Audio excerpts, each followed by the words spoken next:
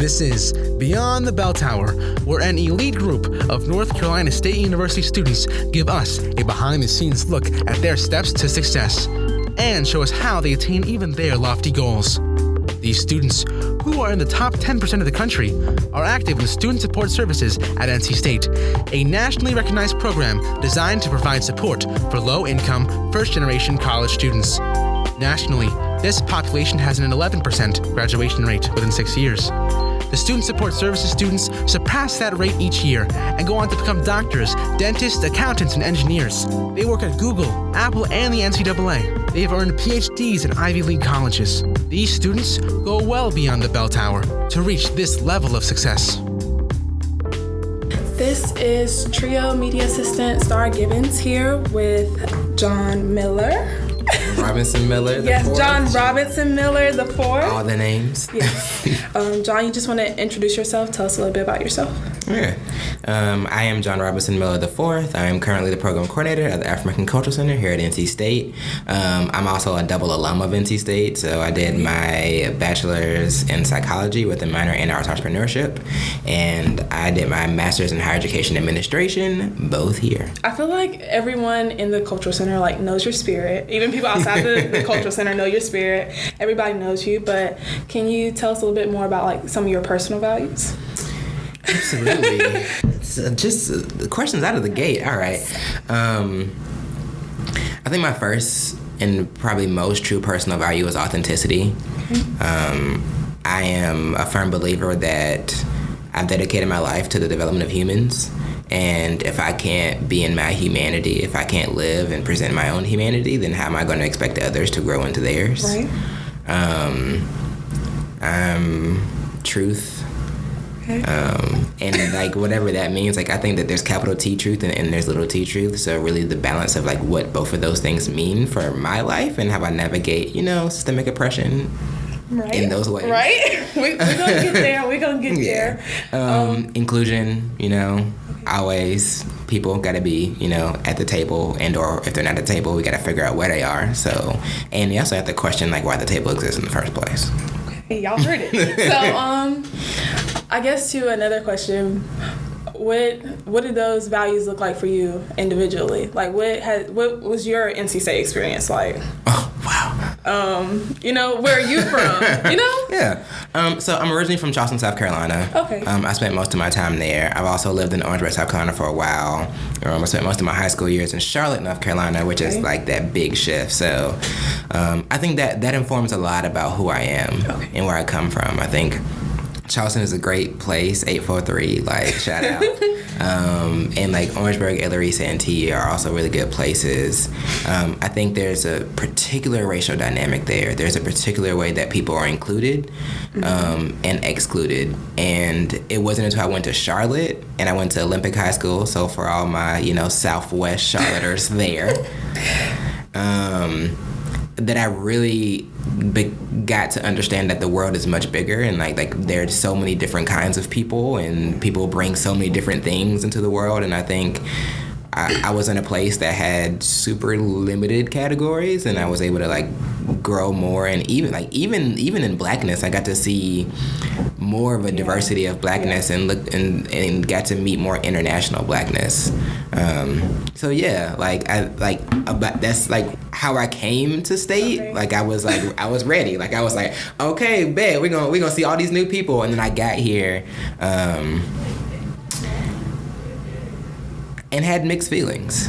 Yeah. I was fortunate enough to go through symposium. I was fortunate enough to have mentors and people that were able to help guide me through, and not just Black folks, but people who were really had my best interests. And I was super involved in the arts, and I was in dance companies here, and I was also worked for the presenting arts company. So shout out to Center Stage, which is now NC State Live. And then I did all the things. I did the Greek life. I did all the leadership things. Right. And then the Cultural Center, of course. You can't. I'm a child of Mama Thorpe. We're all children of Mama Thorpe, whether you know it or not. So what up, sis? What up, bro? What up, gender neutrals people? All my siblings. And that I think that that informed like just the way that I move through campus, and what is it to put humanity first, and what is it to do my research and to name the things that are plaguing us, but then to also like show fierce compassion and love, because without that, like, what do we have? That's something, like, I guess I moved around a lot too, like before high school, and I can definitely say I'm fairly new to North Carolina, so even just you talking about like Charlotte and just kind of like a different world and seeing like the diversity within Blackness, I've definitely felt that since I've been in North Carolina. It's completely different. And then I guess another thing that like you just said that kind of like made me think too, like as a political science major, people think that like I'm all about like campaigns, voting, you know, but like you said, it's kind of like putting a name with the stuff that you've experienced or that you've witnessed, and kind of identifying it and working it out and seeing where it's going wrong and how it's supposed to be, all those kinds of things. So I definitely feel that. And could you just kind of tell us a little bit more about like your position now with the African American Cultural Center? Like, what is that like for you? What is it? How is it? All of that. Yeah. So I'm the program coordinator. It's interesting to know that the center has been open for about 27 years. And what is the African American Cultural Center? Oh, yeah, of course. The African American Cultural Center is, I could give you the formal definition, but I'll do something that I think it is home. Like it is a place to get support. It is a place to love yourself. It is a place to grow into loving yourself. It is a place to challenge your conceptions on what Blackness is, whether you are Black or non-Black. Like, it is your center. It is a place for y'all parents to call and say, what's happening? Like, it is a place for you to say, like, I'm struggling. Where can I get connected to resources? It's a place to come to programs. It's anything that, I mean, there's a formal like structure in what we do, but we end up being a resource for whoever needs it and or a connecting point to the rest of the university. Yeah, I definitely feel that. I just had a conversation with Aaliyah the other night. We were in here till about 10 o'clock in here talking, and we were like, well, neither one of us went to symposium.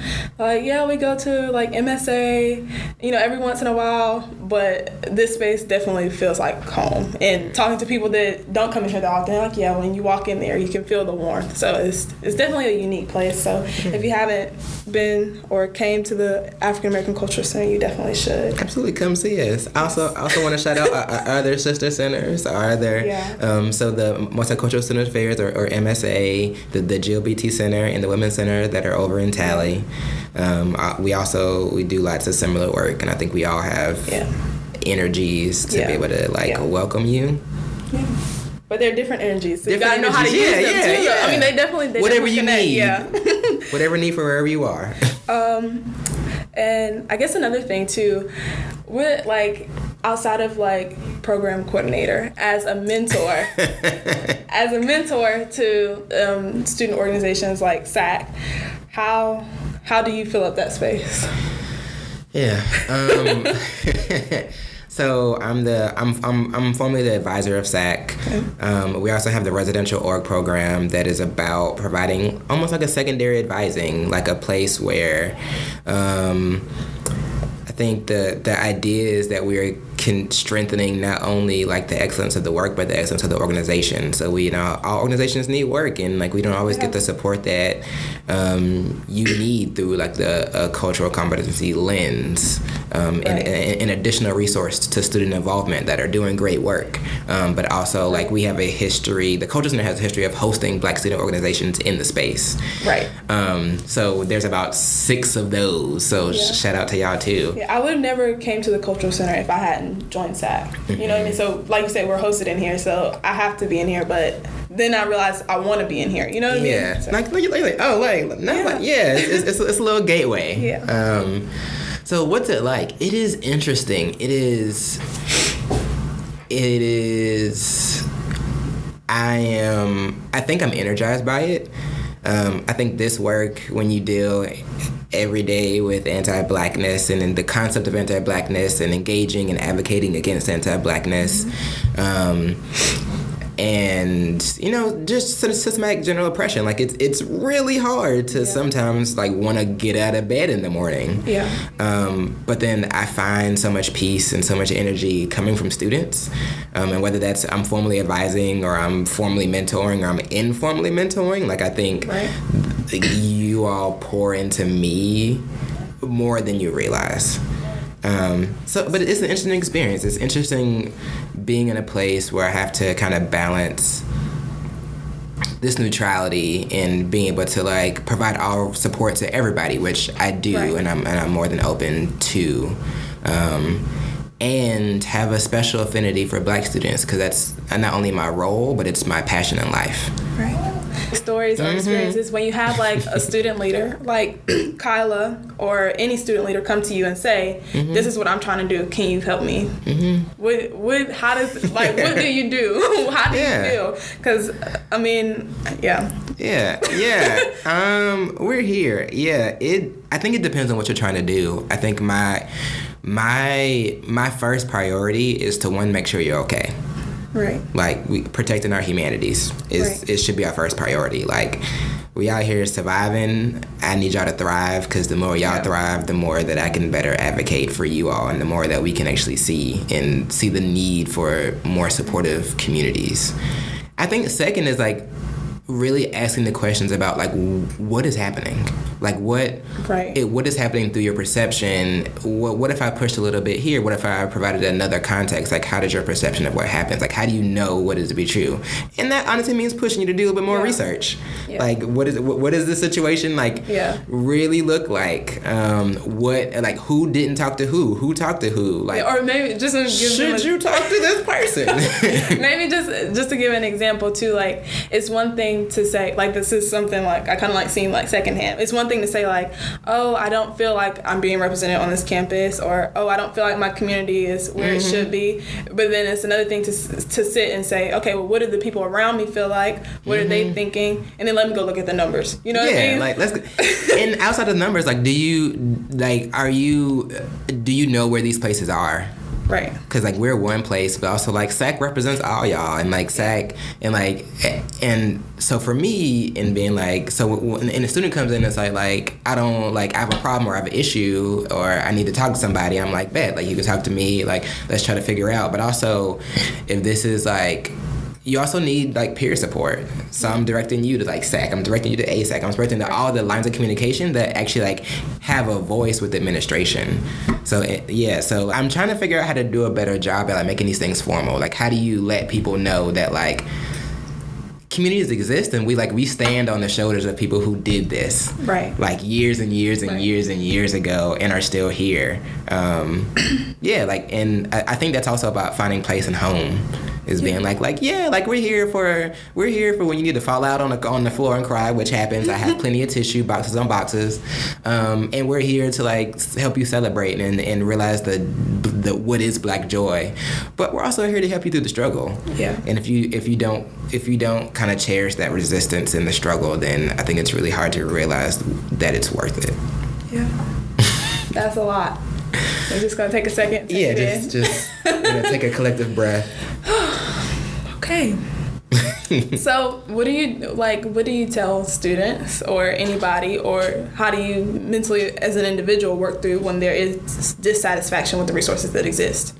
So like I had my trio advisor, we're building a relationship, we're super close. She says she gets it, she understands what I'm going through, that kind of thing, and like she is more aware than some people might be. And she say, well, she knows, she acknowledges, well, I'm still going to fall short. I'm still not going to be able to understand everything. Or if I'm saying, oh, I come in here and I'm telling my peers, like, I just had this experience with racial profiling, I just witnessed racial profiling, what should I do? Who should I report it to? Then I go to look up the complaint thing and I'm like, this isn't going to help me. You know what I mean? So what do you do when there is dissatisfaction with the resources that exist, or with, because one person can't do it all. Yeah. So, or one resource can't do it all. Bert can't do it all. Whatever that is, they can't do it all. So what do we do? I think I feel like if I had that question, like I would be making money. I would have written my books. Yeah. And but on an everyday basis. So it's frustrating. But how do you mitigate that frustration?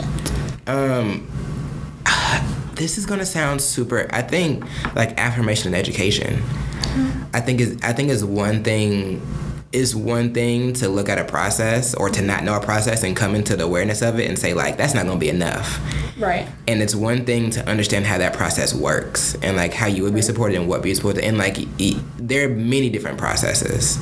So like you can report what you need to report, and you can also go to SAC, and you can also go to student government, and you can also schedule a meeting with like any various administrators who like actually want to have a conversation with you. I don't know how much of the work I do that's outside of like reminding us that there is hope and there is humanity. And that you were brilliant and valid. Yeah, and for y'all to know, like, I don't think I said that. Like, you were brilliant, you were valid, and like, if nobody has said it here, or if you hear this every day, like, I love you. Like, I do this work because I love you. Like the proverb, like, I am because you are for as I am. Like, I take that to heart. Right. And I think that's my approach. Like, and again, that does not solve systematic inequality, but it does empower you to realize that you can change it and that you can impact it, and that your problem is not the only problem, and there's many people with the same problems that y'all can connect with each other. You just brought up something that made me think too, like kind of like not excluding yourself to one resource. So, like you're talking about, go here, go there, tell this person, tell that person, tell everybody. So do you think that like just raising awareness in that way and connecting everything that you have at hand is a good kind of like technique to go off, instead of thinking like if you tell one person and it's just gonna dead the issue? You know what I mean? Yeah.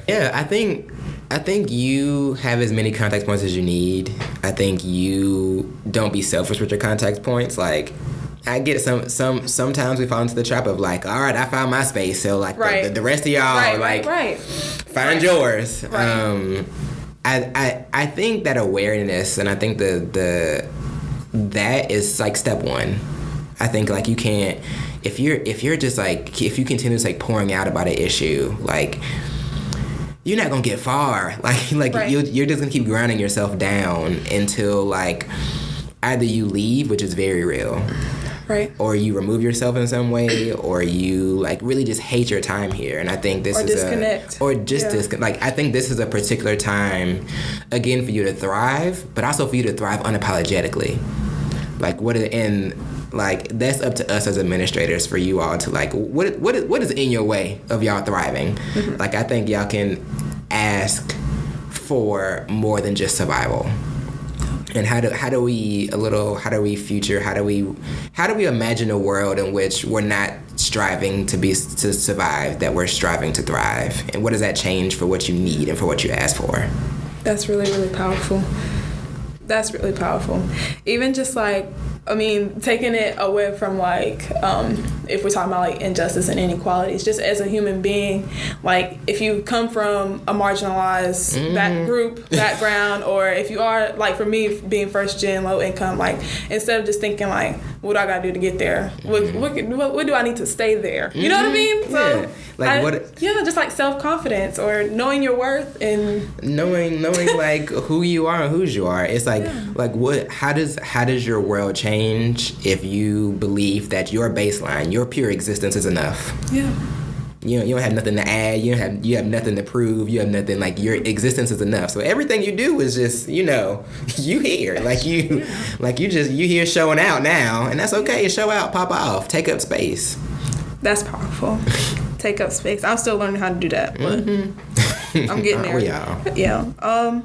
What about going back to maybe like the formal side of forming student organizations? What works, what doesn't work? Because like when we have an issue, or when people see like something's missing, sometimes the thing is to jump like, okay, let me go make my own organization. Or either sometimes you have an old organization and it's not functioning how it's supposed to, or someone else doesn't think that it's functioning how it's supposed to. So like, what does that mean to hold a student organization, to build a student organization? From your perspective? From my perspective, yeah. I think there are additional things too about why new student orgs grow. Like sometimes people break up and they want to semi board. Sometimes people don't get the positions that they want, and instead of taking it to the chin, they want to create the new thing. But I think the biggest thing is you end up having a disparate impact on the community. And I think what it means to have a student organization, if you're only doing a student organization for your interests, especially with minoritized communities, I think we have to realize that we all play a role together and we all benefit each other. So whether like any organization that you're a part of that has a minoritized lens, whether it's singing, dancing, whether it's kind of formal advocacy, whether it's black chess, like I think the root cause, the root reason that these things need to exist is racism. Right. So if we don't understand like the common agenda of our orientation to racism, then we can easily fall into like, I can do what I can, like I only do it for the people that I do it for, instead of like actually this impacts everybody. Right. And until like organizations realize the importance of talking to each other and like formalizing that, because I think, and you're also still like learning, like everybody's like fresh in here and just trying to figure out how these systems work, and I think that's daunting in itself. Right. And we as elders, we as alum aren't doing a good job at passing stuff down. So I think like the biggest thing is like passing stuff down, like why did these things happen? What happened? Like how did it happen? Like how to transition properly? Like how many times do you just kind of inherit positions and have with issues and you're like, wait, what? Yeah.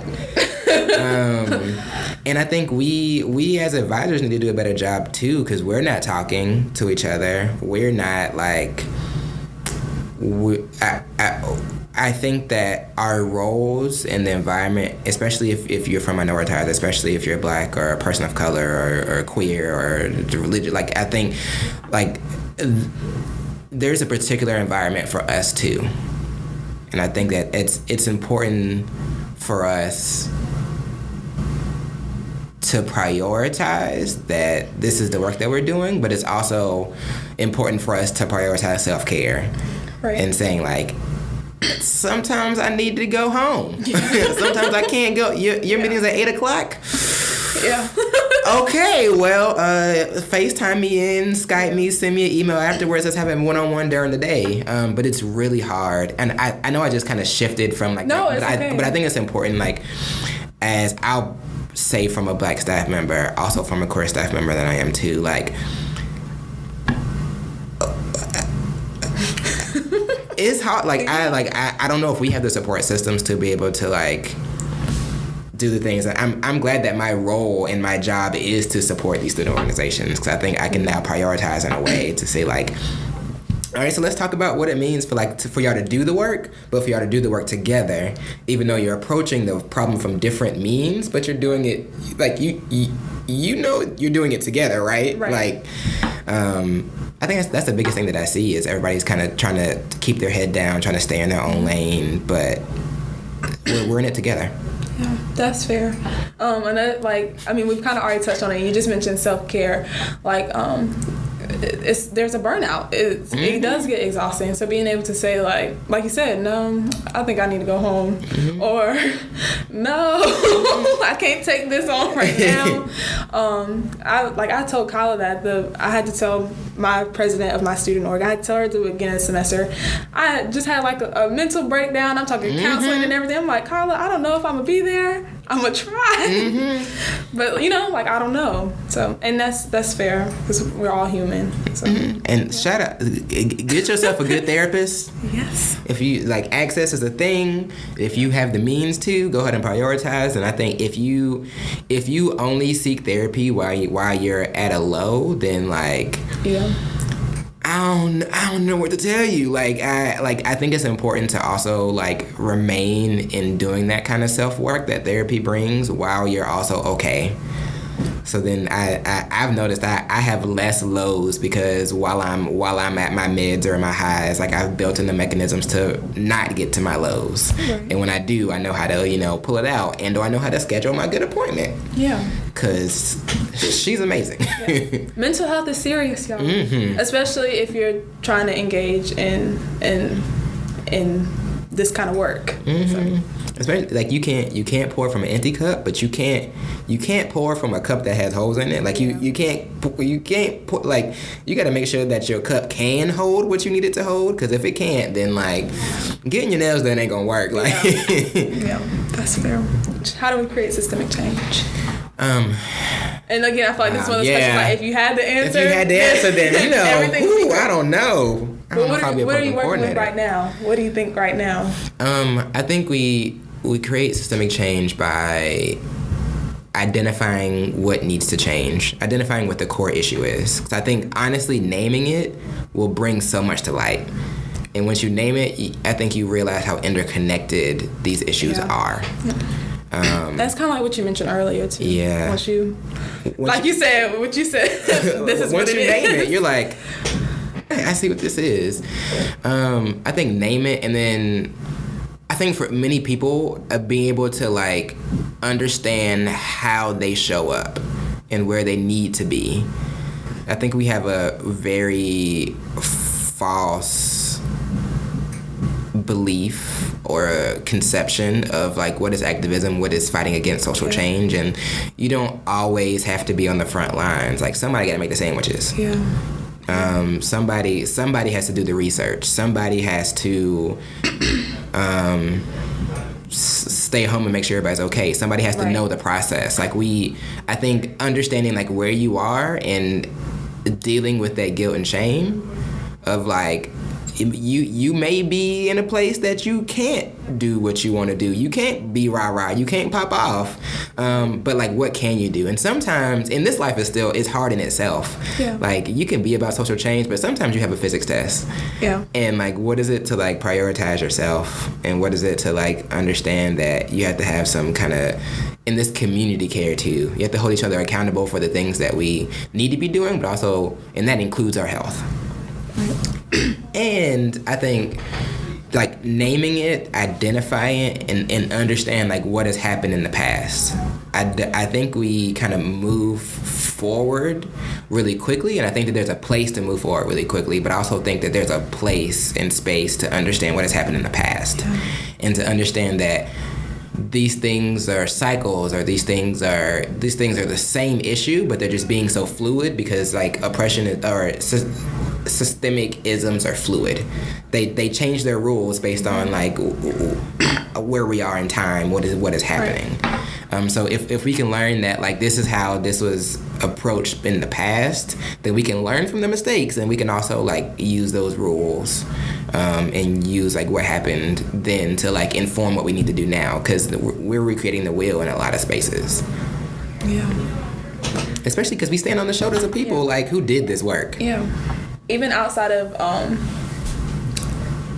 racial injustice and racial inequalities, I'm just thinking about like I went to Red and White Night with the donors for this campaign, and even a lady told me, she was like, yeah, I went to college, and it was hard for me, but understanding too that like she was able to explain what happened to her, and she knows that like it's different for me now as a college student than it was for her way back when, but at the same time, it's still an interconnected issue. It's the same issue. It might look a little bit different, or we might think that like this is a new thing, but like you said, I recently went to the Black Alum Gala, which was amazing. But I think like I still need motivation. Like I still need those lessons. Like, and I can't do my job if I don't know those things.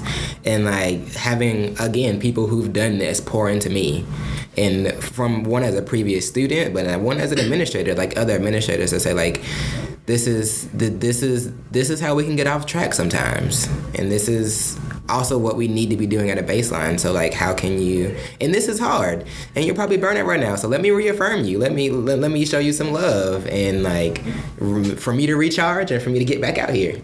Or even as a student too, sometimes it feels kind of not intimidating, but kind of discouraging when you do see someone who's successful, but you know that they've done what you've done. But you see them, they're successful, and they look like they're happy and they got it all together. But if they don't take the time to tell you how they got there, then because we're all humans, and especially as minoritized folks, like we kind of have to have this burden of like we're successful, but we have to make it look effortless. Yeah.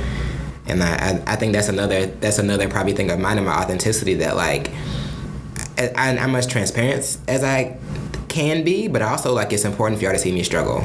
Yeah. Like it's important for y'all to hear me wrestle with the concepts that I'm wrestling with in context when appropriate, because like it's really easy to think that somebody who is like older or in a position with you has it together.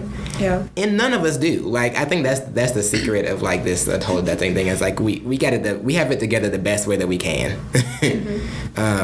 But there's sometimes that we don't. And that's okay. You said the other day, I heard you say you can't fight systemic issues with interpersonal ones. Ooh, yes. Let's just unpack that just a little bit. You might have already got into it, but just to revisit it or kind of explain what that means. Yeah. I think we are... I think it's important to note that like microaggressions hold weight. And they're like microaggressions are actually 3 different categories: a micro assault, a micro insult, and a micro invalidation. And those things hold weight. And I think that there's a conflict when one person says something to another person. And then there's a conflict when the system allows one person to say something to another person. And those things don't have the same weight of consequences depending on who the person is. Right. So I see a lot of, and I do this too, a lot of like I have my what happened interpersonally, and I have those feelings, and then I try to fight systems with those feelings. Right. But I actually don't put them in context and actually see like how the system allows this to happen. Right. And that means that I'm still validating my interpersonal feelings, but I'm also being like, okay, so how do I zoom out a little bit? How do I take care of myself to put those in context? One, because I still need a check, so that's a big thing. And 2, like because I actually want to come. If I believe that I am because you are and you are therefore I am, I have to believe. I have to try to believe. I have to dig deep and try to believe that there is I know that there is humanity in everyone, but there is some fundamental, the ways that oppression works. Sorry, I keep jumping around. No, you're fine. The way that oppression works, it tries to put dissonance between us, and we have to kind of dehumanize each other. Right. And we have to believe that your differences make you somehow less than. Right. One of my professors, we're in an Africana Studies class. My professor, she said, she was explaining like putting things into context about slavery, and she said in order for someone to be able to enslave another person, you have to dehumanize them first. Absolutely. Or even with like gang members, in order for you to go out and kill somebody, you have to dehumanize them first. So that just, I don't know. Go ahead. Yeah. You either have to dehumanize another person, or you have to have an incredible inflated sense of self that you believe that you are somehow above humanity, and that's the whole thing too. So yeah, like so for me, when I'm engaging these kind of things, I need to figure out how to approach this with love. Now, love doesn't always mean unicorns. Like you can still throw academic hands. Like what is it to come correct but come in love? Like I'm not here to prove you wrong. I'm not here to like tear you down. I'm just here that like I'm here to say like this I feel that you're participating in. Now, if you're willing to participating in, that's a whole nother conversation. But I think it's really about like being in a place where when the time is right, that I feel like I can educate somebody, then I can. When the time is right that I need to walk away, I need to walk away. But I also know somebody who can and is at the place, and I can tag them in. So yeah, like you can't, I think if you fight systematic issues with kind of interpersonal perspectives, I think it's really easy for that dehumanization or for you to be tokenized or for you to say, like, that's just your feelings. Yeah.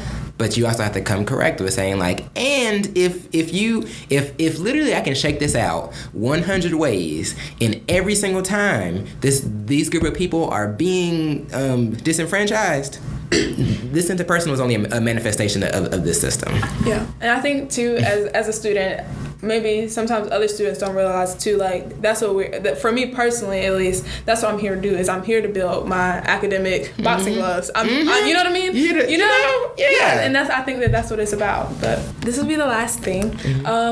What is your overall advice to overly ambitious or passionate students on this campus who may come from a marginalized group, or who are a part of a marginalized group, or from an underrepresented background? knowing that you are, you graduated from NC State twice. We here. So, wow. I think this place, and rightfully so, because I think we're in a place that values intellectualization and values our intellect. Don't only value your intellect. Value your body, value your emotions, like prioritize them. Value yourself, like value like who you are, and realizing like who you are and who you are in relation to others. Because I think that helps you prioritize self-love, and I think that helps you prioritize loving others and enjoying the moment and enjoying the good times that are college. And it's and like finding that joy in resistance, because we operate in these systems of oppression. Sometimes just existing and your unapologetic, just joyful, accepting, communal self is like, it's just enough. And realize that, like, yes, you're fighting for yourself because this is an injustice to you, but also like this is about more than you. And this is like, keep that in perspective. Like I feel like I just gave like 4 different things, but yeah, I think like realizing who you are and investing that time in who you are, especially because you're going to meet all kind of friends, you're going to run into different mentors, you're going to run into different challenges and tests and study abroads and all the stuff that is going to challenge you personally. I think like always checking in with yourself and understanding like where you are. And I think that is going to produce a foundation that's going to allow you to tackle anything that you need to.